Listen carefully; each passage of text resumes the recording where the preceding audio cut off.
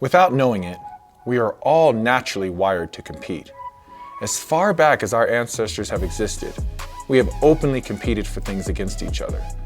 We competed for status, we competed for the affections of another, we competed within a given trade, and so on.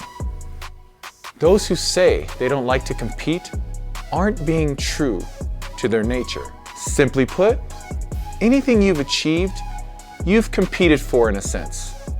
Now, most people don't view things that way, and they simply see the word competition as it relates to sports, martial arts, or physical competition, or other tasks that may have been, gamified with some sort of status or prize that's put on the line. But somewhere along the line, being competitive started to be viewed as something negative instead of it being a strength.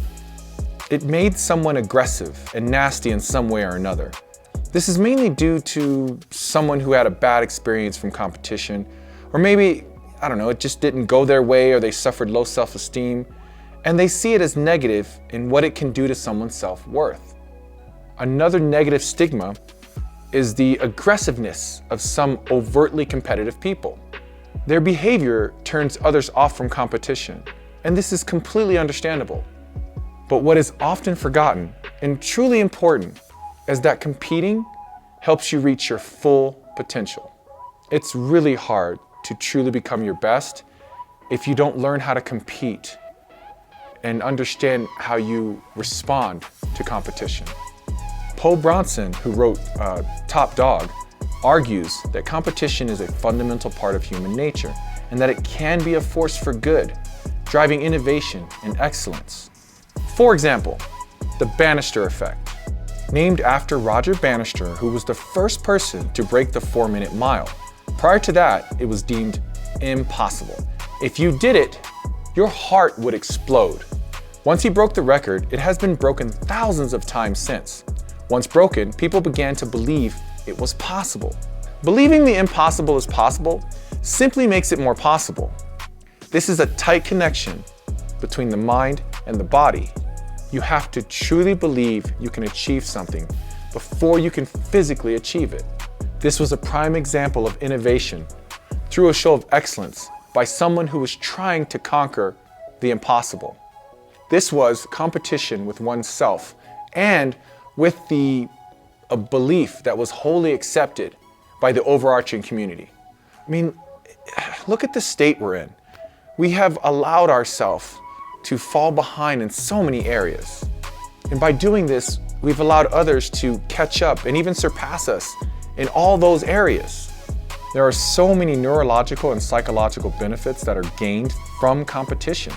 We gain strength and mental fortitude, we become resilient, and gain the ability to manage stress and emotions. We learn to develop through our successes and especially through our losses. We learn to seek opportunities for growth in our failures as we strive for success. And in the end, when it comes to competition, we should mainly be seeking a degree of excellence. Much like the ancient Greeks, who are some of the forefathers of modern competition, they created many of our modern means of competition with regard to sport competition.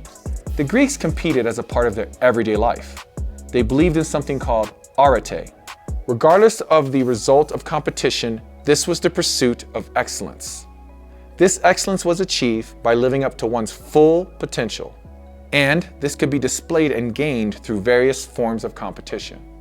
So in the end, understanding that it is in our nature to be competitive and learning to hone that competitive drive, developing a willingness to compete for things can only drive us to be better in that task and overall. Again, accepting the opportunity to live up to our full potential. This is what competition could give us. Now, it doesn't always have to be a formal competition. When it comes to jiu-jitsu and Muay Thai and other martial arts, we pretty much compete every day in every class, and it's never ugly. It's what you would consider maybe friendly competition. We're all trying to get our skills up, and we all need each other to do that. In other sports, it would be like when you scrimmage, or even just doing drills or techniques or whatever. Being competitive can be very healthy for you. It's just a matter of understanding what you're trying to gain from that, not letting it get ugly and not becoming ugly yourself. So always be looking for healthy competition.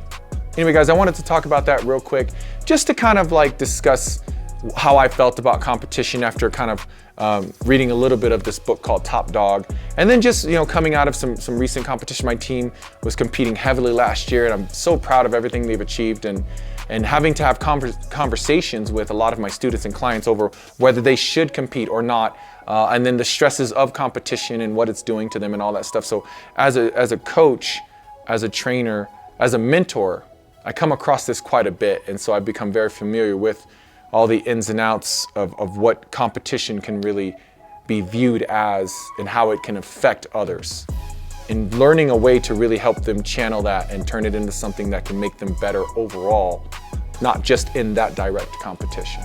So thank you for watching the video. I hope you enjoyed it. Guys, if you enjoyed the content, please be sure to like and subscribe, and we'll see you in the next video.